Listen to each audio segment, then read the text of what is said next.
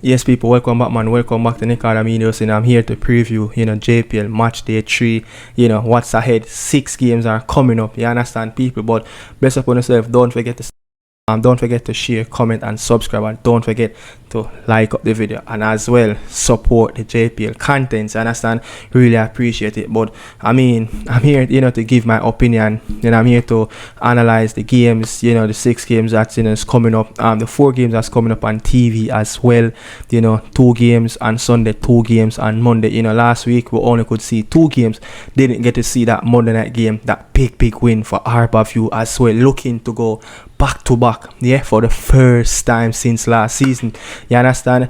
And again, when you look at it, the Clarendon derby, Lion versus VERE. You understand? Donovan Dukie versus Lenny Tita Hyde and Craig Butler himself. You understand? So I'm here to give my opinion, and what's ahead. You don't know on this show. I'm here to give positive inputs and also negative inputs, but I want to make sure everything stays positive as well. Look, going back to match day 3 of last season, 21 goals have scored. Can this sets of rounds of games in match day 3 of this season, these 6 games, they beat the 21 goals? Some of the highest scoring fixtures for last season and match day 3 for last season.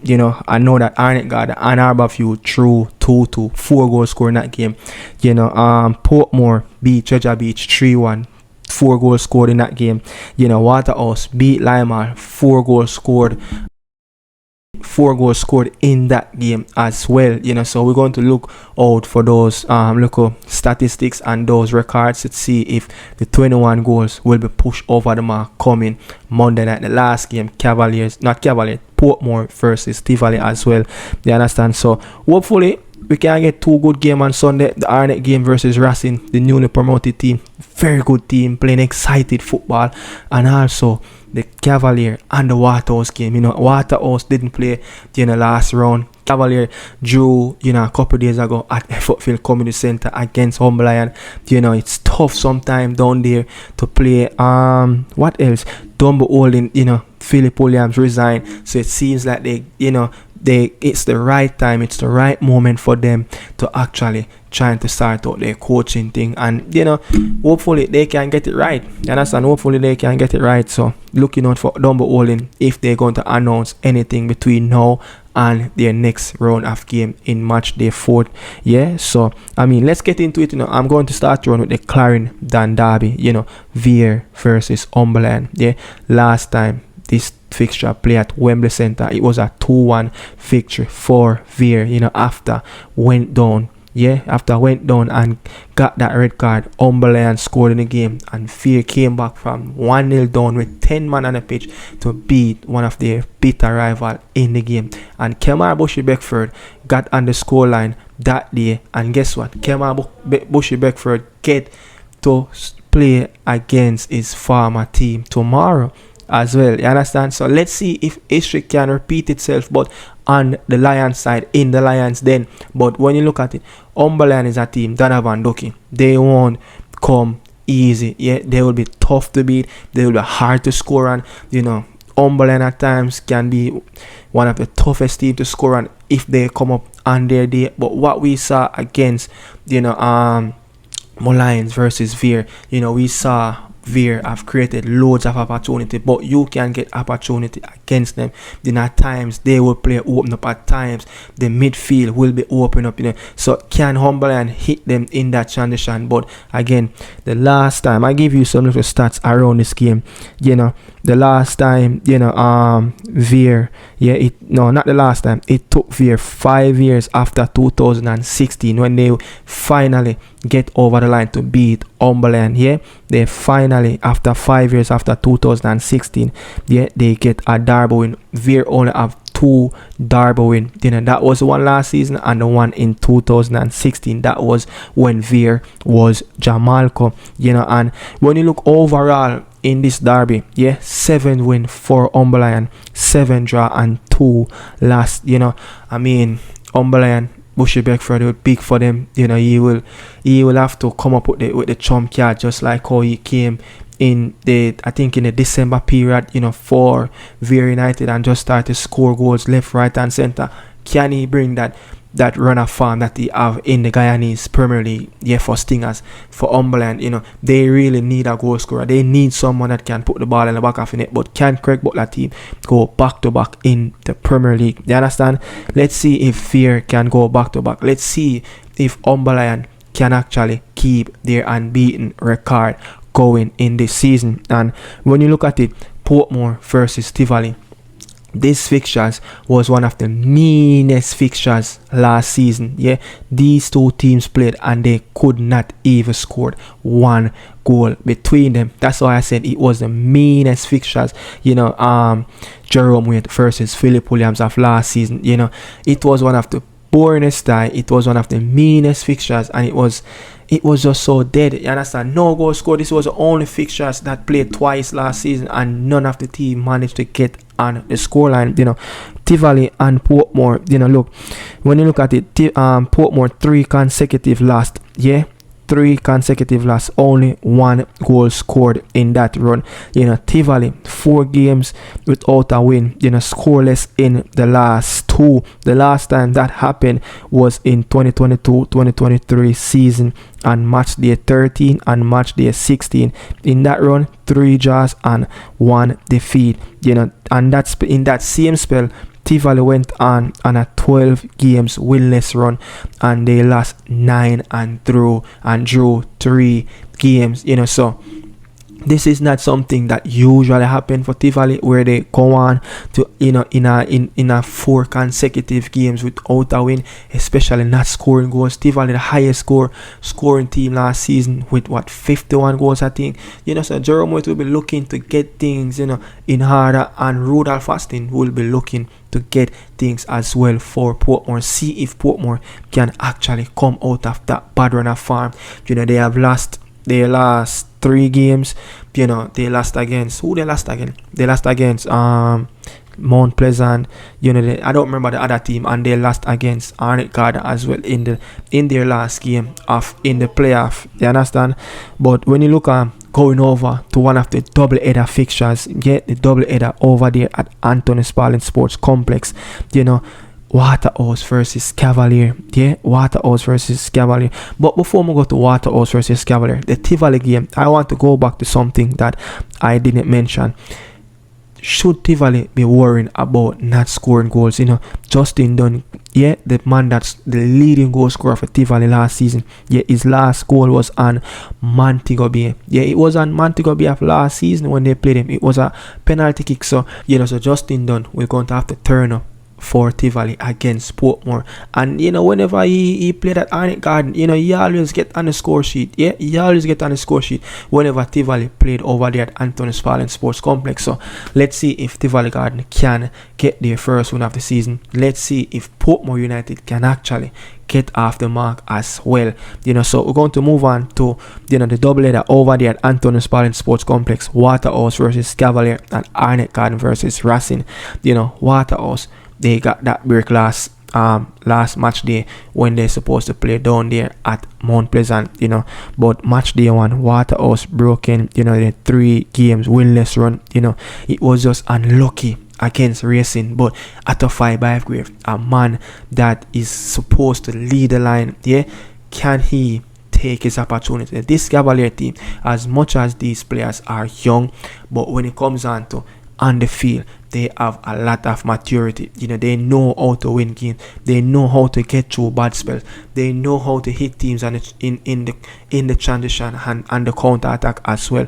They know when to sit and they know when to attack. They have a very, very experienced manager at this level in Jamaica, Mr. Rudolph Speed himself. But some things surrounded Cavaliers. They are finally through to the Caribbean Cup second round. They're looking to get into the CONCACAF Champions League round of 16. Can they go on this time and go one step further and win the Caribbean Cup? Last season, last tournament, it was they failed against Robin Hood in their backyard. You understand? I mean, how much games Cavaliers have played? They have been playing games for quite some time now. They started their campaign on match day 3 last week in the JPL, so they fully return back in order. But I give you some stats. Now this is the time for Cavalier to hit a run. I remember when they finished played the when they finished played the Caribbean Cup last season, and they finally know that they're going to advance to the next round and to play Robin Hood in the final. They went on a 4-game spell where they didn't have any defeat, and during that spell, they played 18 Jamaican Premier League games, 4 draw, 1 loss, and 13 win. That was during the spell after they finally know that they're going to play in the Caribbean Cup final against Robin Hood, and they have that long 18 Jamaican Premier League games with less defeat in that sets of fixtures. For the only team in Premier League did that, play 18 games during that time, draw 4, last 1, and won 13. And during that spell as well, they have that run where they just couldn't concede any goals. So now they realize that the Caribbean Cup, group stage, they already qualified. It's on to the next round. Can they pull up their socks and focus on what's ahead in the Jamaican Premier League? But Waterhouse, when you look at it, Atafai Belgrave must be more clinical. Javian Bryant yet to feature. What is Marcel Fuzzy-Gale have up in his sleeves for Cavalier? Can this Waterhouse team get over the line? They didn't beat Cavalier not one time. They drew 1 and lost 1 last season. Can they get the better of Rudolph Speed team? Can Marcel Fuzzy-Gale get the better of Rudolph Speed? We're going to see tomorrow. Remember, that is one of the feature game tomorrow. It's going to be a very good game. That game is going to be a very good game, but it's all about the midfield for Waterhouse. If the midfield can click, if the midfield can create opportunities for the attacking players in that attacking third, then Waterhouse will have a good shot. But can Waterhouse stop Cavalier in the transition? Can they stop Ivory, Jalmaro Calvin? Can they stop those two players dropping back into the midfield, creating space for the runners to run behind the Waterhouse backline? It's going to be a tactical game. And as I said, Cavalier is one of those teams that they played really tactical football and pick their moments, when to attack, when to defend, when to take control of the game, when to give up possession, and when to sit back. And they defend really good, and they do that really good from you go back to a couple seasons back with these young players until now. So big up to Cavalier. Let's see what's going to happen. The other game, Arnett Garden versus Racing. Oh my word, I want to see this Racing team. Two teams that want to keep possession of the ball, two teams that want to have the ball at feet, two coaches that want to play the football on the pitch. Teddy Johnson. Is it Racing? No, that's Paul Walker is the assistant coach. I'm mixing up for Chapitan Maroon, but Paul Walker and Anthony Patrick. What can they bring to the table at Anthony Spalding Sports Complex? But when you look at it, Arnett Garden, against newly promoted teams last season, they beat Lima 3-0 and drew them at 1-1 down there in the Garden Parish. Against Treasure Beach, 4-1 and 2-0 win over the St. Elizabeth club. Can they do the same thing and dominate? Look, Arnett have a little bit of issue with these newly promoted teams. They get over the line, but they struggle. But this newly promoted team, they won't sit back at Arnett. They want to play the football. Look at how they play Dumbarton. Look at how Racing play Waterhouse. They want to get at them. They want to take control of the game. So the game will become at Arnett Garden. And Arnett Garden will have space in the game. But knowing that, look, they finally out of the Caribbean Cup, they're not going to advance to the next round. Now is that Xavier Gilbert team can think and focus on what's ahead in the JPL. Arnett Garden squad, they have played their last 2 games in the Caribbean Cup, 1 in Trinidad, 1 in Jamaica. They travel. They didn't do much rotation, but this is one of the strongest step of quality that team that Arnett Garden have over the years. So will they rotate, especially playing in 2 different countries, different time zone? Let's see what's going to happen. But I mean, something surrounding this game, for Arnett Garden, young team, they're going to play positive, they're going to look at Racing and know that, look, this is 3 points that they should pick up, and then start to pick up that winning run. Arnett Garden only had, I think, 6 games where they win consecutive games on the bounce, so they would look to even go one step or further, try to beat that record that they had last season, that 6-game winning streak. But it won't be easy tomorrow. Racing is a team will be coming at Arnett Garden. And next up, Arborview versus Molynes. Look, Molynes lost a game that arguably they should have won that game. They have played only one game of the season. They start their campaign on match day 2, lost the game 3-1 at Sabina Park against a very good VERE team, but a lots of opportunity created for Molynes. Molynes is that team that the team that is in the lower half of the table. They created so many opportunities. I give you a stats about Molynes. Molynes last season, it's only one game, one sets of fixtures that are one team, I should say, out of the 13 teams that they played last season. Only Cavaliers, Molynes didn't manage to score in either leg, in the first game or in the second leg. Every other team Molynes played, they have scored. So this team can score. Remember I said Molynes is the only team last season that scored 2+ goals in 4 consecutive games and didn't manage to win not one of them. They drew 2 and lost 2 in that run. You understand? So when you look at it, Arborview, Okwesichung, can he continue is continue to score goals for them? They will need him. They will need Andre Fagan as well whenever they want him to come off the bench, if they need a goal. But Okwesichung need to get the goals. Who's going to bring the leadership? Can Arborview, go back to back? The last time Arborview, go back to back and win, it was last season of match day 7 and match day 8 in 2 rescheduled games in the January period, where they beat Dumbo Holding and Treasure Beach 2-0 apiece in both games. Did not concede any goals, and at that time they were looking like, yes, can we make a run? But it didn't happen. But this time, can they go and do better things? Beat this, Molynes team, get on the run. We saw they started out the season really bad last season, and that form continued until the end.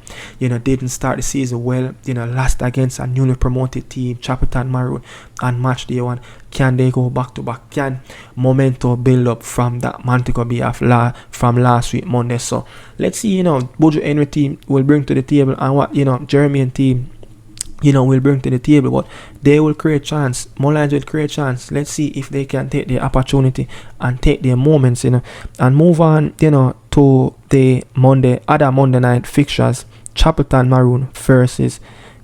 Maroon versus Montego Bay. Montego Bay will be looking to get back things on farm. I remember I said I'm not going to forget it. Where I said Montego Bay will not lose not one game at home, but they lost that game against Arborview, a game that they should have won. They controlled possession of the game, they controlled the entire game, but it was just that time, it was just that game where the ball couldn't go into the back of the net. You understand? But Chapeltown Maroon, when you look at it with Teddy Johnson, O'Neal Bigger Times, 2 legends of the game in the Jamaican space, 2 former reggae boy is on the touchline for Chapeltown Maroon. Can they get the 3 points? Can they go back to back? But Montego Bay will be looking to crush that dream, but it won't be easy for tomorrow. It won't be easy tomorrow for Montego Bay. Yeah, man, it won't be easy for them tomorrow. Look, the Zapata ball, Zapata will have to come very good tomorrow, because what I saw and what other people saw from that Chapeltown Maroon team, beating Arborview in Arnett Garden, and that day beating Arborview 2-1, Mobile will have some problem. Mobile will have some problem.